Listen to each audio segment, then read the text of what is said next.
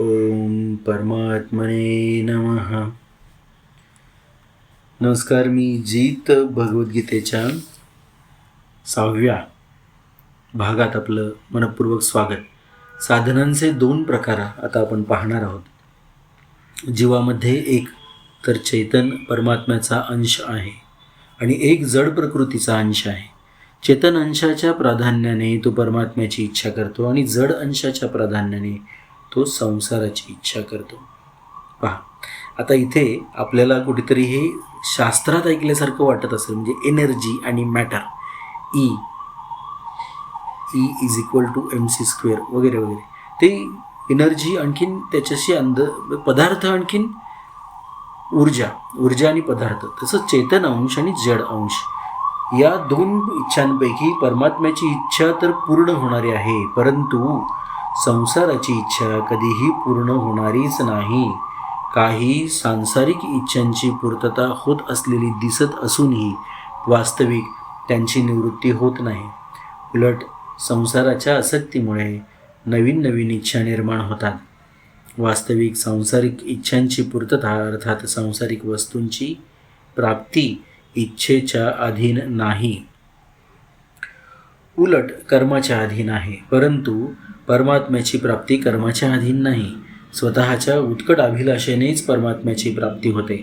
याचे कारण हे आहे की प्रत्येक कर्माचा आदी म्हणजे सुरुवात आणि अंत असतो. त्यामुळे त्याचे फल देखील आदी आणि अंत असणारेच असते. म्हणून आदी आणि अंत असणाऱ्या कर्माने अनादी अनंत परमात्म्याची प्राप्ती कशी होऊ शकेल?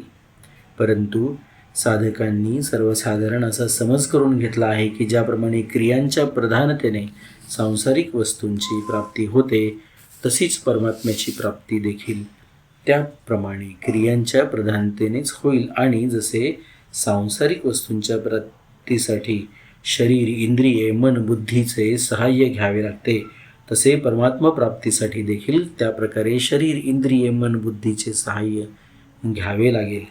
म्हणून असे साधक जडाच्या म्हणजे शरीरादिच्या मदतीने अभ्यास करीत परमात्म्याकडे वाटचाल करतात. पहा, एक भाग असा आहे की अनंताचा ठाव हा अनंताच्याच माध्यमातून किंवा साधनातून घ्यावा लागतो. लक्षात घ्या, जे मर्यादित आहे ते मर्यादित साधनांनी प्राप्त होऊ शकतं, पण आत्म्याच्याच म्हणजे साधनेतून किंवा साधनाचा उपयोग करून तुम्हाला आत्मप्राप्तीच्याच द्वारे परमात्मा प्राप्ती करावी लागते. हे लक्षात घेतलं पाहिजे. ज्या पद्धतीने हे सगळं आहे, म्हणजे आता उदाहरणार्थ तुमची पाण्यामध्ये ऐकण्याची जी क्षमता, बोलण्याची जी क्षमता आहे, तिचं एक मर्यादा असते. तुम्ही नेहमी जसं हवेच्या ह्याच्यामध्ये असताना त्या तरंगांचा वापर करून तुम्ही बोलू शकता, ऐकू शकता, ते पाण्यात तुम्हाला करणं शक्य नाही आहे. तसंच अनंत ज्या ठिकाणी कोणत्याच मर्यादा नाहीत, अशा तत्वाला जाणून घेत असताना ते तत्व तुम्हाला स्वतःला ज्या या शारीरिक बंधनं आहेत, लक्षात घ्या, ती सोडून अमर्याद झाल्याशिवाय, स्वतः अनंत झाल्याशिवाय अनंताचा शोध लागू शकत नाही. पुढे जाऊया. जसे ध्यानयोगामध्ये दीर्घकाळापर्यंत अभ्यास करीत अर्थात परमात्म्याच्या ठिकाणी चित्त लावीत जेव्हा चित्ताचा निरोध होतो, तेव्हा त्या संसाराची कोणतीही इच्छा न राहिल्यामुळे आणि स्वतः जड असल्याकारणाने परमात्म्याला ग्रहण न करू शकल्याने ते चित्त संसाराविषयी उपराम पावते. चित्ताच्या उपराम होण्याने साधकाचा चित्ताशी अर्थात जडाशी सर्वथैव संबंध विच्छेद होतो आणि तो स्वतःच परमात्मा तत्वाचा अनुभव घेऊ लागतो. परंतु जो साधक सुरुवातीपासूनच परमात्म्याशी आपला स्वतः सिद्ध नित्य संबंध मानून आणि जडतेशी आपला किंचित मात्र देखील संबंध न मानता साधन करतो, त्याला अत्यंत शीघ्र आणि सुगमतेने परमात्मा तत्वाचा अनुभव येतो. अशा प्रकारे परमात्मा तत्वाची प्राप्ती इच्छिणाऱ्या साधकासाठी साधनाचे 2 प्रकार आहेत. ज्या प्रकारात अंतःकरण प्रधान किंवा मुख्य असते, अर्थात ज्यात साधक जडाचे सहाय्य घेऊन साधन करतो, त्याला कर्ण सापेक्ष प्रकार, आणि ज्या प्रकारामध्ये स्वतःचे म्हणजे परमात्मा तत्वाच्या अंशाची आत्म्याची प्रधानता असते. अर्थात ज्यात साधक सुरुवातीपासूनच जडाची सहाय्यता न घेता तो चैतन्याचं सहाय्य घेतो आणि स्वने साधन करतो, त्याला कर्ण निरपेक्ष प्रकार असे म्हणतात. जरी या दोन्ही साधन प्रकारांनी परमात्म तत्वाची प्राप्ती कर्ण निरपेक्षतेने अर्थात स्वनेच जडाचा संपूर्णपणे संबंध विच्छेद झाल्यावर होते, तरी पण कर्णसापेक्ष प्रकार आचरल्याने त्याची प्राप्ती उशिराने होते आणि कर्ण निरपेक्ष प्रकार आचरल्याने त्याची प्राप्ती शीघ्रतेने होते. साधनांच्या या दोन प्रकारांमध्ये पुन्हा 4 मुख्य भेद आहेत. एक, कर्णसापेक्ष प्रकारामध्ये जडतेचा म्हणजे शरीर, इंद्रिये, मन, बुद्धी यांचा आश्रय घ्यावा लागतो, परंतु कर्णनिरपेक्ष प्रकारामध्ये जड पदार्थांचा आश्रय घ्यावा लागत नाही, तर जडतेशी मांडलेल्या संबंधाचा विच्छेद करावा लागतो. आता इथे मानीव संबंध आहे हे आपण समजून घेतलं पाहिजे. संबंध हा मानीव आहे आणि मानीव संबंध हा मानीव पद्धतीने म्हणजे न मांडल्याने तो विच्छेद होतो हे समजून घेतलं पाहिजे. आता दुसरा प्रकार 4 पैकी आहे तो कर्ण सापेक्ष प्रकारामध्ये एक नवीन अवस्था निर्माण होते, परंतु कर्ण निरपेक्ष प्रकारामध्ये अवस्थांचा संबंध विच्छेद होऊन अवस्थातीत तत्वाचा अनुभव होतो. आता तुम्हाला समजत असेल, अनुभूती येत असेल की साधन करत असताना कर्ण सापेक्ष म्हणजे इंद्रियांच्या माध्यमातून, जे शरीराच्या माध्यमातून, मन, बुद्धी, चित्त, अहंकार यांच्या माध्यमातून जे साधन आपण करतो, जी साधनं आपण करतो, त्यातून एक वेगळी अवस्था किंवा सिद्ध अवस्था, योग अवस्था अशा वेगळ्या वेगळ्या अवस्था निर्माण होतील हे लक्षात घ्या. परंतु कर्ण निरपेक्ष अवस्थेमध्ये मूळ अवस्थेत तुम्ही जाल, स्वरूपात तुम्ही जाल आणि परमात्म सिद्धीमध्ये स्थिर व्हाल, परमात्म तत्वामध्ये स्थिर व्हाल.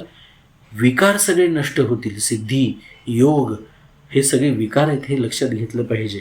म्हणून या ठिकाणी हे याचं तुलना करत आहेत स्वामीजी.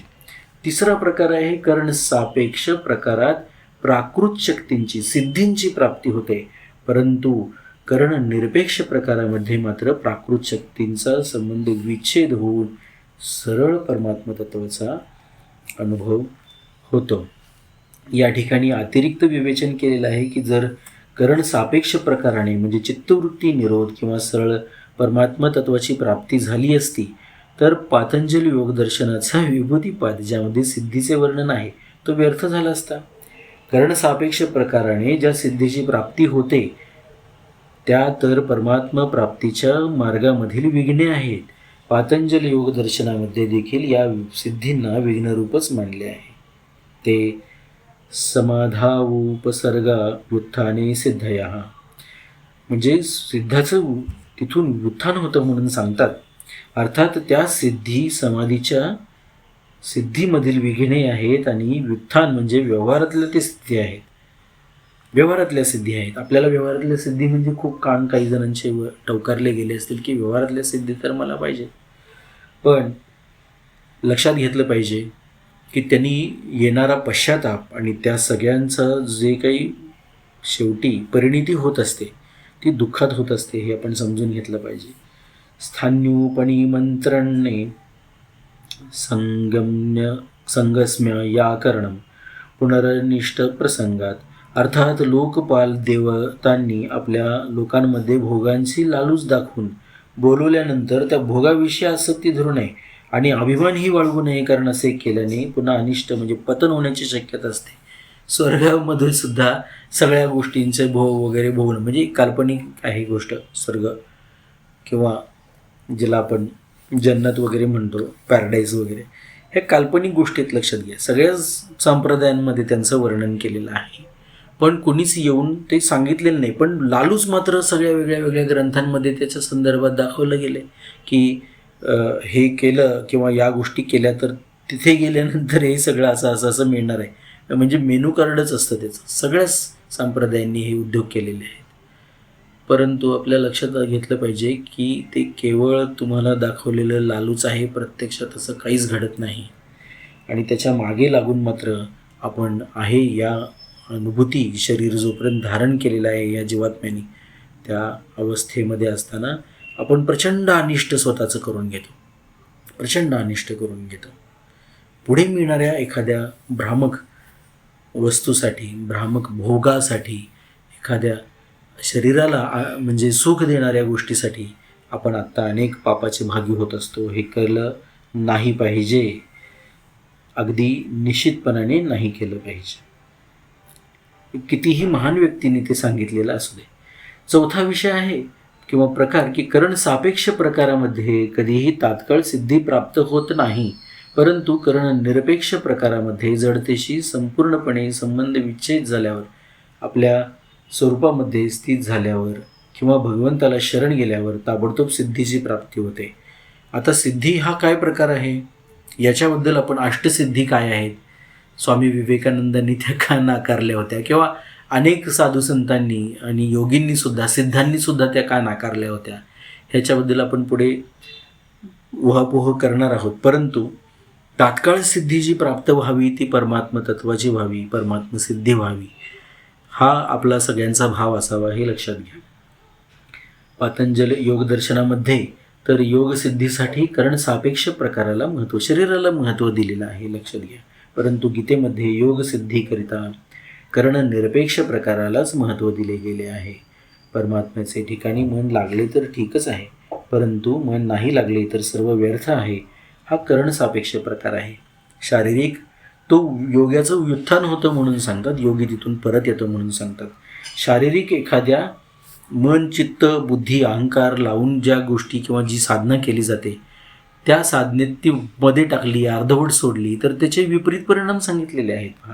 परंतु परमात्म्याचे ठिकाणी मन लागो अथवा न लागो काहीही हरकत नाही, परंतु स्वतः परमात्म्यात लागणे हा करण निरपेक्ष प्रकार आहे.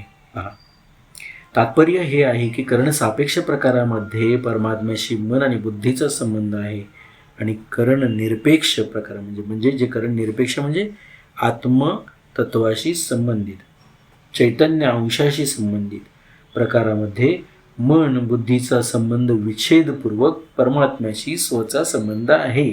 म्हणून करण सापेक्ष प्रकारामध्ये अभ्यासाद्वारा कर्माने सिद्धी प्राप्त होते, परंतु करण निरपेक्ष प्रकारामध्ये अभ्यासाची आवश्यकता नाही, कारण स्वतः परमात्म्याशी स्वतः सिद्ध नित्य संबंध किंवा नित्ययोग आहे. म्हणून भगवंताशी आपला संबंध मानण्यात अथवा जाणण्यात अभ्यासाची आवश्यकता नाही. जसे लग्न झाल्यावर स्त्री पुरुषाला आपला पती मानते, तर असे मानण्यासाठी तिला काही अभ्यास करावा लागत नाही. त्याचप्रमाणे कोणी दाखवले की ही गंगा नदी आहे, तर ते जाणून घेण्यासाठी कसलाही अभ्यास करावा लागत नाही. पहा, वास्तविक परमात्म्याला मानण्या अथवा जाणण्याच्या विषयामध्ये संसारातील कोणताही दृष्टांत पुरा पडत नाही, कारण संसाराला मानण्या अथवा जाणण्यामध्ये तर मन आणि बुद्धी सोबतच असते, परंतु परमात्म्याला मानण्या अथवा जाणण्यामध्ये मन आणि बुद्धी बरोबर राहत नाही. अर्थात परमात्म्याचा अनुभव स्वने होतो, मन बुद्धीने होत नाही. दुसरी गोष्ट अशी आहे की संसाराला मानण्या अथवा जाणण्याचा तर आरंभ आणि अंत होतो, परंतु परमात्म्याला मानण्या अथवा जाणण्याचा आरंभ आणि अंत होत नाही, कारण वास्तविक संसाराबरोबर आमचा म्हणजे स्वचा आत्म्याचा संबंध नाहीच, पण परमात्म्यासोबत आमचा संबंध नेहमीचाच आहे आणि नेहमी करताच राहील. आता या ठिकाणी आपण तर संसारामध्ये जगताना दिसतो आणि हे कसं काय सांगतात संसाराशी आपला संबंध नाही म्हणून. तर आपल्या लक्षात घेतलं पाहिजे की एखाद्या घरामध्ये तुम्ही ज्याला जन्म घेत असता ते घराचं आडनाव लावत असता तुम्ही त्या घराचं, आणि मग त्या अनुषंगाने तुमच्या लक्षात येईल की तुमचा घराशी संबंध जास्त महत्त्वाचा असतो आणि त्या घराच्या अनुषंगाने मूळ नातं, त्या अनुषंगाने तुमचा संपूर्ण जगाशी संबंध येत असतो. म्हणून जगाशी असलेला संबंध हा गौण आहे हे आपल्या सहज लक्षात येईल. किंवा तुम्ही स्वतःचं नाव तुम्ही लावत असता, तुमचं एक व्यक्तिमत्व, तुमची एक ओळख असते, तुमची एक पहचान असते आणि त्याच्या अनुषंगाने संपूर्ण जगाशी तुमचा संबंधित असतो. जोपर्यंत तुमचा श्वास चालू आहे, शरीरामध्ये चैतन्य आहे, तोपर्यंत हा संबंध राहतो संसाराशी असलेला. पण तुमचा जीवात्म्याशी असलेला, तुमच्या आत्म्याशी असलेला संबंध, संसाराशी संबंध तुम्ही हे शरीर सोडून गेलात तरी शिल्लक राहतो. समजून घ्या. नित्यसंबंध कोणता आहे? या शरीराशी असलेला संबंध, या शरीराच्या अनुषंगाने असलेला संसाराशी असलेला संबंध, की या शरीराशी आणि या संसाराशी आत्मा म्हणून असलेला आत्म्याचा संबंध जास्त नित्य कोणता आहे? जर आत्म्याशी आत्म्याचा संबंध नसेल किंवा जीवात्म्याशी संबंध नसेल, ह्या दोन गोष्टी ना इथे मुळात समजून घेतलं पाहिजे. तर तो जो परमात्म्याशी आत्म्याचा असलेला संबंध आहे तो नित्य संबंध आहे. तुमच्या शरीराच्या मध्ये जो चैतन्याचा स्रोत आहे त्या आत्म्याला जाणून घेतल्यानंतर तुम्ही परमात्म्यापर्यंत पोहोचण्याचा तुमचा मार्ग हा मोकळा होणार आहे.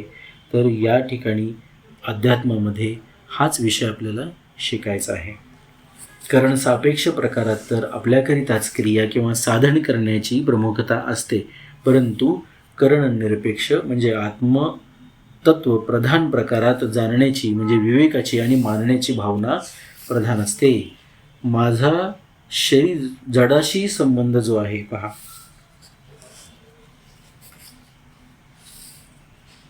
तसा संबंधच नाही आहे. तो असा अनुभव नसताना देखील म्हणजे माझा जडाशी किंवा शरीर इत्यादीशी संबंध नाहीच असा अनुभव नसताना देखील जेव्हा साधक सुरुवातीपासूनच याला दृढपणे मांडतो तेव्हा त्याला असाच स्पष्ट अनुभव येतो. आता इथे मानव संबंध असल्यामुळं माना म्हणून सांगितलंय की माझा जडाशी संबंध नाही आहे, आत्म्याचा जडाशी संयोग झालेला आहे. पहा, आपल्याला नित्य अनुभवाला येतं की आत्म्याचा जडाशी म्हणजे आपल्या शरीराशी संबंध आहे आणि तो शरीरातच राहतोय किंवा शरीराला प्रकाशमान करतोय. आपले छान डोळे आहेत त्याच्यातून आपल्याला दिसतंय, काही लोकांना नाही दिसत बरं का. म्हणजे तुम्हाला कळेल की तिथे आत्मतत्वाचा प्रकाश नाही आहे तर तिथे प्रश्न निर्माण होतात. ह्या गोष्टी समजून घेतल्या पाहिजेत. किंवा आत्मतत्व शरीरातून निघून जातं, त्याच्या जोडीला हळूहळू चैतन्य प्राण पण हळूहळू त्याच्या मागून सोडून जातात. पहिल्यांदा आत्मा निघून जातो, त्याच्या मागोमाग हे सगळं सोडून जातं आणि मग आपल्याला काय बऱ्याचदा असं लक्षात येतं की जिवंत करण्याचे किंवा ते शरीर पुन्हा चलनवलन चालू करण्याचे प्रयत्न निष्फळ होतात. अशा पद्धतीचा अनुभव आपल्याला नित्य येत असतो. एखादी व्यक्ती मृत होते तेव्हा पहिल्यांदा आत्मा सोडून गेलेला असतो, त्याच्या मागोमाग पंचप्राणी सोडून जातात. या सगळ्या गोष्टींचा अनुभव समोर साक्षात येत असताना सुद्धा आपल्याला लक्षात येत नाही की या शरीराचं चलनवलन आत्मा करतो आणि त्या आत्म्याशी आपला नित्य संबंध आहे. आपला म्हणजे आत्म्याचाच आत्म्याशी, हे समजून घ्या. आपला म्हणजे शरीराचा नव्हे, शरीर हे त्या आत्म्याचं साधन सामुग्री आहे. जसं तुम्ही एखाद्या गाडीत बसता, गाडीचे सगळे अवयव जे आहेत, क्लच असेल, ब्रेक असेल, ॲक्सिलरेटर असेल, स्टेअरिंग असेल, हेडलाईट्स असतील, बऱ्याच ज्या गोष्टी, बसायचं तुमचं सिटिंग अरेंजमेंट असेल, सगळ्याच्या सगळ्या गोष्टी या साधन सामुग्री आहेत. आणि त्या गाडीचा ड्रायव्हर ज्या पद्धतीने ते सगळं गाडीचं चलनवलन करतो, त्यांनी स्टार्टर मारल्याशिवाय ती चालू होत नाही, त्यांनी स्टेअरिंग फिरवल्याशिवाय ती ज्या दिशेला त्याला न्यायचं आहे तो स्वतः त्याचा नियंता आहे त्या गाडीचा. तसं या शरीराचा नियंता आत्मा हे लक्षात घेतलं पाहिजे आपण. आणि ते लक्षात न आल्यामुळं मग जडाशी संबंध विच्छेद करायचा प्रश्न निर्माण होतो. सातत्याने स्वामीजी तो विच्छेद करा म्हणून सांगतात, कारण तो इतका पक्केपणाने मांडलेला आहे आपण सगळ्यांनी की तो आहेच तसा म्हणून. प्रत्यक्षात मात्र आपल्याला आपल्या आत्मतत्वाशी असलेला आपला संबंध लक्षात आला, तो अनुभवला आपण, तर आपल्याला लक्षात येईल की हे शरीर साधन म्हणून दिलेलं आहे. जसं आपल्याकडे पेन आहे, गाडी आहे, मोबाईल आहे, घर आहे, पैसा अडका आहे, सगळ्या गोष्टी साधन म्हणून दिलेल्या आहेत, तसं शरीर पण साधन म्हणून दिलेलं आहे. ते सतत आपल्या आत्मतत्वाबरोबर फिरतं म्हणजे त्याची अटॅचमेंट आहे असं नाही, तर त्याचा संयोग आहे हे समजून घेतलं पाहिजे. आणि तो तात्पुरता आहे. कुणी 100 वर्ष जगेल, कुणी 150 वर्ष जगेल, तेवढ्या काळापुरता आहे हे समजून घेतलं पाहिजे. पण आत्मा तो तर अजन्म आहे, 100 वर्ष 1.5 वर्ष नाही. तो तर हे शरीर नव्हतं तेव्हाही अस्तित्वात होता, आत्ता आहे हे जाणून घ्यायचं आहे आपल्याला.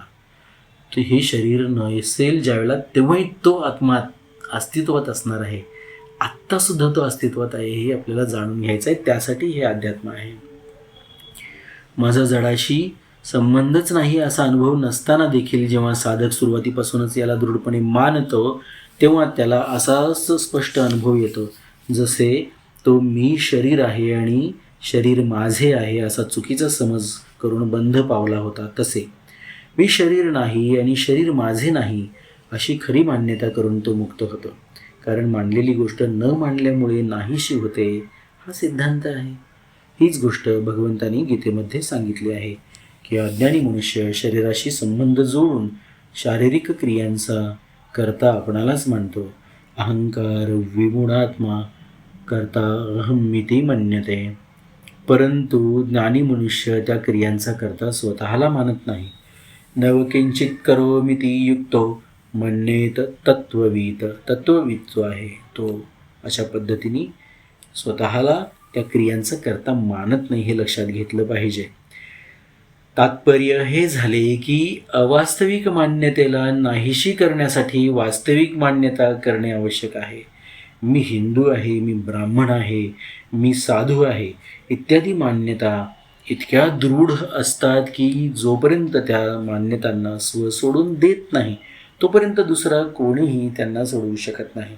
तसेच मी शरीर आहे, मी कर्ता आहे इत्यादी मान्यता देखील इतक्या दृढ होतात की साधकांना त्या सोडून देणे कठीण वाटते. परंतु या लौकिक धारणा अवास्तविक असत्य असल्यामुळे सदा टिकणाऱ्या नाहीत, तर नष्ट होणाऱ्या आहेत. या उलट मी शरीर नाही, मी भगवंताचा आहे इत्यादी धारणा वास्तविक आणि सत्य असल्याने त्या कधीही नष्ट होणाऱ्या नाहीत, तर त्यांची विस्मृती होते, त्यांच्याशी विमुक्तता होते. म्हणून वास्तविक धारणा दृढ झाल्यानंतर धारणारूपाने न राहता उलट बोधामध्ये किंवा अनुभवात परिणत होते. जरी गीतेमध्ये करणसापेक्ष प्रकाराचे देखील वर्णन करण्यात आलेले आहे, तरी प्रामुख्याने करणनिरपेक्ष प्रकाराचेच वर्णन झाले आहे. याचे कारण हे आहे की भगवंत साधकांना लवकरात लवकर आणि सुगमतेने आपली प्राप्ती करून देऊ इच्छितात. दुसरी गोष्ट अशी आहे की अर्जुनाने युद्धाची परिस्थिती प्राप्त झालेल्या काळात आपल्या कल्याणाचा उपाय विचारला आहे, म्हणून त्याच्या कल्याणासाठी करणनिरपेक्ष प्रकारच उपयोगी पडू शकतो. कारण करणनिरपेक्ष प्रकारामध्ये मनुष्य प्रत्येक परिस्थितीमध्ये आणि संपूर्ण शास्त्रविहित कर्मे करीत असतानासुद्धा आपले कल्याण करू शकतो. या पद्धतीने अभ्यासाशिवाय अर्जुनाचा मोह नाश झाला आणि त्याला स्मृती प्राप्त झाली. साधनेची ही करणनिरपेक्ष पद्धती सर्वांसाठी समान रूपाने उपयोगी आहे, कारण त्यासाठी कोणती विशिष्ट योग्यता, परिस्थिती इत्यादींची आवश्यकता नाही. या प्रकारामध्ये केवळ परमात्मप्राप्तीची उत्कट अभिलाषा झाल्यानेच तात्काळ जडाचा संबंध विच्छेद होऊन नित्यप्राप्त परमात्मतत्वाचा अनुभव येतो. जसे कितीही वर्षाचा अंधार असो, एक दिवा लावल्याबरोबर नष्ट होतो. जसे जडाशी कितीही जुना अनंत जन्मांचा संबंध असो, परमात्मतत्वाची प्राप्तीची उत्कट अभिलाषा झाल्याबरोबर तो नष्ट होतो. म्हणून उत्कट अभिलाषा करणसापेक्ष प्रकाराने साधणाऱ्या समाधीपेक्षाही श्रेष्ठ आहे. उत्तमात उत्तम निर्विकल्प समाधी असेल, त्यातून देखील व्युत्थान होते आणि नंतर व्यवहार होतो.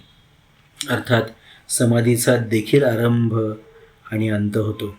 जोपर्यंत आरंभ आणि अंत आहे तोपर्यंत जडाशी संबंध राहतोच. जडाशी संबंध विच्छेद झाल्यावरती साधनेचा आरंभ आणि अंत होत नाही, तर परमात्म्याशी नित्ययोगाचा अनुभव येतो. पहा, जोपर्यंत जडाशी संबंध असतो तोपर्यंत दोन अवस्था राहतात, कारण परिवर्तनशील असल्यामुळे जड प्रकृती कधीही एकरूप राहत नाही. म्हणून समाधी आणि व्युत्थान या दोन्ही अवस्था जडाच्या संबंधानेच होतात. जडतेशी संबंध विच्छेद झाल्यावर सहज अवस्था होते, ज्याला संतांनी सहज समाधी म्हटले आहे. यातून पुन्हा केव्हाही व्युत्थान होत नाही, पतन होत नाही. लक्षात घ्या, मुळात मूळ अवस्थेत जात असल्यामुळं मूळ अवस्थेत पतन हा विषयच संभवत सुद्धा नाही. स्वरूपामध्ये पतन संभवत सुद्धा नाही. पुढे जाऊया. वास्तविक पाहिले असता परमात्म्याशी वियोग कधी झालाच नाही, होणेही संभव नाही. केवळ संसाराशी मांडलेल्या संयोगामुळे परमात्म्याशी वियोग भासत आहे. संसाराशी मांडलेल्या संयोगाचा त्याग केल्याबरोबर परमात्मतत्वाची अभिलाषा असणाऱ्या मनुष्याला तात्काळ नित्ययोगाचा अनुभव येतो आणि त्यात स्थिती स्थिर होते. खूप याचं नंतर विश्लेषण आपण ऐकणार आहोत. अंतःकरणाला शुद्ध करण्याची आवश्यकता देखील करणसापेक्ष प्रकारामध्येच आहे. पहा, यम नियम बरेच प्रकार आहेत. करणनिरपेक्ष प्रकारामध्ये नाही. जसे पेन उत्कृष्ट असेल तर लिखाण उत्कृष्ट होऊ शकेल, पण लिहिणारा उत्कृष्ट होईल का? नाही होणार. तसेच करण म्हणजे अंतःकरण शुद्ध असल्यास क्रिया तर शुद्ध होऊ शकतील, पण कर्ता शुद्ध होणार नाही. अंतःकरणाशी संबंध विच्छेद झाल्यास कर्ता शुद्ध होतो, कारण अंतःकरणाशी आपला संबंध मानणे हेच मुळात अशुद्धी आहे. विकारामुळंच जन्म झालेले आहेत, लक्षात घ्या. आता जन्म होणं आणि मृत्यू होणं, जन्म मरणाचा फेरा या विषयामध्ये आपण लवकरच वेगळ्या पद्धतीने त्याचं निरूपण तुमच्यासमोर येणार आहे.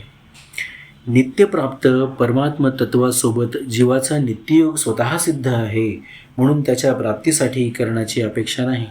फक्त तिकडे दृष्टी ठेवायला हवी, ज्याप्रमाणे रामचरितमानस वर्णन आढळते.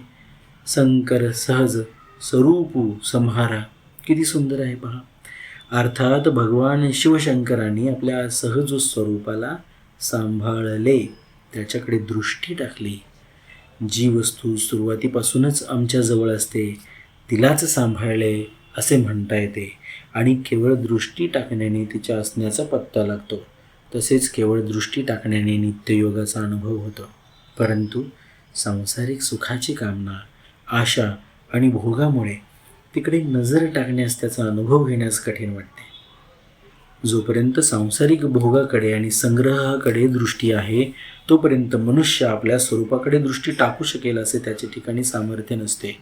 जर एखाद्या कारणाने अथवा विशेष विवेचनाने तिकडे दृष्टी गेली तर ती स्थिर होणे कठीण आहे.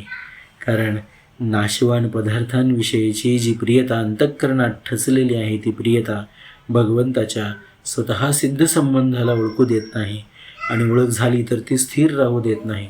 हां, जर तीव्र अभिलाषा जागृत झाली की त्या तत्वाचा अनुभव कसा होईल, तर ही अभिलाषा संसाराची आसक्ती नष्ट करून टाकेल असे तिच्यात सामर्थ्य असते. पहा, संसाराची आसक्ती हा कसा प्रकार आहे. एखादा वृक्ष ज्यावेळेला ठरवतो की आपल्याला तो आंब्याचा वृक्ष असेल तर त्याला फणस लागावे, किंवा त्याला दुसरी काही फळं लागावीत, फुलं लागावी, किंवा त्याला पळता यावं, त्यांनी कोणत्या तरी पळण्याच्या धावण्याच्या स्पर्धेमध्ये पहिलं यावं, तर हे सगळे विषय आहेत, हे संसाराशी संबंधित आहेत आणि हे भ्रामक आहेत, लक्षात घ्या. स्वरूपाशी संबंधित नाहीत. सोपी गोष्ट आहे नित्य स्वरूपामध्ये स्थिर राहून त्या आंब्याच्या झाडाने पूर्ण अंशाने आंब्याचं झाड होण्याचा प्रयत्न करणे आणि आपल्या मार्गातील ते अडथळे दूर करणे. तशा प्रकारचं वातावरण जर त्याच्या भोवतीने जर नसेल तर त्या वातावरणात सुद्धा त्यांनी आपला हा अट्टाहास पुरवणे हे लक्षात घेतलं पाहिजे. तुम्ही जे आहात ते तुम्ही होऊ शकता. तुम्ही जे नाहीत, दुसऱ्याचं आयुष्य जगण्याचा आपण ज्यावेळेला प्रयत्न करतो त्यावेळेला आपण आपलं सहज स्वरूप सांभाळून ठेवलं असं अजिबात होत नाही, हे समजून घेतलं पाहिजे. म्हणून संसाराची आसक्ती नष्ट झाल्याशिवाय आपल्याला आपण काय आहोत हे कळणार नाही, आणि मग आपण जे आहोत, जे असलं पाहिजे आपण, ते आपण होणार नाही. पूर्ण अंशाने आपण त्या आंब्याचं झाड किंवा तो महावृक्ष होणार नाही, हे आपण समजून घेतलं पाहिजे.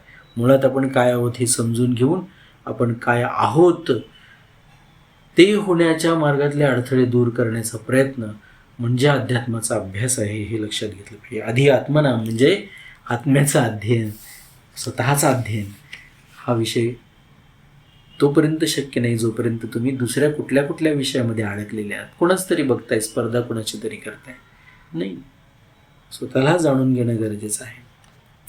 गीतेमधील कर्मयोग, ज्ञानयोग आणि भक्तियोग तिन्ही साधने करणं निरपेक्ष अर्थात स्वने होणारे आहेत. कारण क्रिया आणि पदार्थ आपले आणि आपल्यासाठी नाहीत, तर दुसऱ्यांसाठी आणि दुसऱ्यांची सेवा करण्यासाठी आहेत. आता मी शरीर नाही आणि शरीर माझे नाही, मी भगवंताचा आहे आणि भगवंत माझे आहेत, अशा प्रकारे विवेकपूर्वक केला गेलेला विचार किंवा मान्यता करणं सापेक्ष नाही, हे लक्षात घेतलं पाहिजे. आता इथे स्पष्टपणे सांगतात की मी माझं, हे शरीर माझं नाही आहे, म्हणजे पर ज्याला म्हटलेलं आहे, दुसऱ्याचं जे म्हटलेलं आहे ते हे सगळंच आहे. म्हणजे स्वतःच्या शरीराची सुद्धा सेवा करायला पाहिजे. एखाद्याने आपल्याला दिलेली भेट आपण किती छानपणे, एखाद्याने रुमाल जरी दिलेला असला, छान धुवून इस्त्री करून आपण तो वापरतो. शर्ट दिलेला असला, छान धुवून इस्त्री करून आपण वापरतो. हे तर या प्रकृतीने, ह्या भगवंतानी, या समष्टीने दिलेलं, आपल्याला ह्या पारमेष्टीने दिलेलं शरीर आहे. ते छान सुंदर आणि सदुपयोगासाठी सदैव सज्ज ठेवण्याची आपली जबाबदारी आहे, आपलं दायित्व आहे, आपलं कर्तव्य आहे, हे समजून घेतलं पाहिजे. म्हणजे आपल्या शरीराच्या प्रती कर्तव्यसुद्धा आपण पाळलं पाहिजे. त्याच्यात अनावश्यक गोष्टी नाही टाकल्या पाहिजेत. ज्या गोष्टी गैरलागू आहेत त्या आत नाही टाकल्या पाहिजेत, आत नाही घेतल्या पाहिजेत. ती शरीराची सेवा आहे. म्हणून कर्मयोगामध्ये स्व जडतेचा त्याग करतो आणि ज्ञानयोगामध्ये स्वला जाणतो. स्वच्या माध्यमातून स्वला जाणतो. इन्फिनिटी जी आहे ती लिमिटेड फिगरनी जाणता येत नाही. हे सायन्स आहे, समजून घेतलं पाहिजे. If you understand infinity you should know infinity and through infinity you can know infinity. आपण स्वला स्वनेच जाणतो आणि भक्तियोगामध्ये स्व भगवंताला शरण होतो. पहा, गीतेच्या या साधक संजीवनी टीकेमध्ये देखील कर्णनिरपेक्ष साधनेच्या पद्धतीलाच प्राधान्य दिले गेले आहे. कारण साधकांचे शीघ्रतेने आणि सुगमतापूर्वक कल्याण कसे होईल ही गोष्ट समोर ठेवूनच ही टीका लिहिली गेली आहे. त्यामुळे समजून घेण्यामध्ये, तुम्ही कर्म करण्यामध्ये तुमच्या कर्ण सापेक्षतेचा उपयोग हा करायला पाहिजे. म्हणजे इंद्रियांचा उपयोग, तुम्हाला दिलेल्या अवयवांचा उपयोग हा तुम्ही केला पाहिजे. करणं अपेक्षित आहे, पण तो उपयोग करत असताना तुमच्या हातात एखादी सुरी आहे. पहा, त्या सुरीने तुम्हाला भाजी कापता येते. त्या सुरीने तुम्हाला घराच्या जनावरांसाठी लागणारे जे काही वैरण आहे ते कापता येतं आणि एखाद्याचा खूनही करता येतो. याचा अर्थ असा आहे, साधनाचा उपयोग हा तो ज्याच्या हातात ते साधन आहे ती व्यक्ती करत असते. तसं हे शरीर तुमच्या नियंत्रणात आहे आणि त्याचा सदुपयोग करणं, त्याच्यातून तुम्ही भाजी कापायची आहे, एखादं काही अन्न शिजवायचं आहे, वैरण आणायचं आहे जनावरांसाठी, का कोणाचा मृत्यू घडवून आणायचा आहे, हे आपण ठरवायचं असतं. हे समजून घ्या. हे स्वातंत्र्य निश्चितपणाने आपल्याला दिलेलं आहे. आपल्यासमोर अनंत गोष्टी असतात आणि मग पुन्हा हा प्रश्न निर्माण होतो की त्या हातातल्या त्या साधनाचं, आपल्या नियंत्रणातल्या साधनाचं आपण नेमकं काय करायचं आहे हे समजण्यासाठी ते साधन, त्याचा नियंता जो आहे त्याचं स्वरूप, त्या आत्माचं स्वरूप समजून घेणं गरजेचं आहे. आणि ते करणं सापेक्ष पद्धतीने, म्हणजे इंद्रियांच्या माध्यमातून करणं शक्य नाही. ते आत्म्याच्याच माध्यमातून, म्हणजे करणं निरपेक्ष पद्धतीने, म्हणजे मन, बुद्धी, चित्त, अहंकार, पाची इंद्रिय हे सर्व बाजूला ठेवून मग त्याच्या पलीकडे जे काही दिसतंय त्याच्या माध्यमातूनच, त्याला आत्मतत्व म्हणतो, या आत्म्याला जाणून घेणं शक्य आहे. आणि तसंच या भगवद्गीतेमध्ये आपल्याला शिकवण्याचा प्रयत्न केलेला आहे, सांगण्याचा प्रयत्न केलेला आहे. साधक संजीवनीचा उद्देशसुद्धा तोच आहे. ओम परमात्मने नमः.